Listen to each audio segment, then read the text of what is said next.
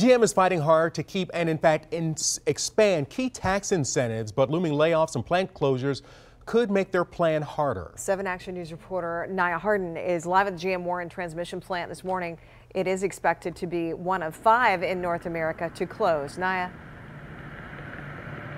Yeah, well, they're trying to do 2 things here, guys. They are trying to actually keep this incentive because the president has actually threatened to get rid of it all. And they also want to expand this tax incentive program for buyers to be able to sell more electric vehicles. Now, this right here is the deal, how it's all working right now. General Motors gets a $7,500 tax incentive for buyers. The program only allows companies like GM to use it for 200,000 electric vehicles. It's estimated that they'll reach that cap by the end of the month. If the tax incentive is scrapped, GM could be forced to lower prices on its electric vehicles to keep customers from shopping elsewhere.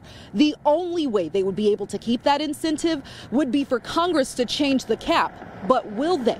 GM has teamed up with Nissan and Tesla to push for change, but layoffs and plant closings could put GM at risk of losing it all.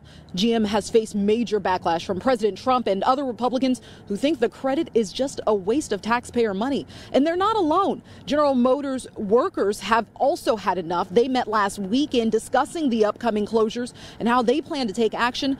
14,000 blue and white collar workers are set to lose their jobs or transfer to another plant. Workers want GM to be held responsible.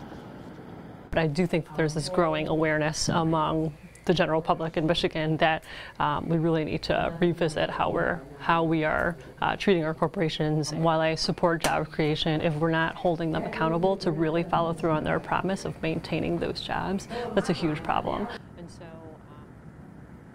And like I said earlier, this tax incentive program ends for GM at the end of the month, so we'll just have to wait and see. It's also unknown how this could affect Michigan if it does happen. Live in Warren, I'm Naya Harden, 7 Action News. All right, thank you for that live update, Naya.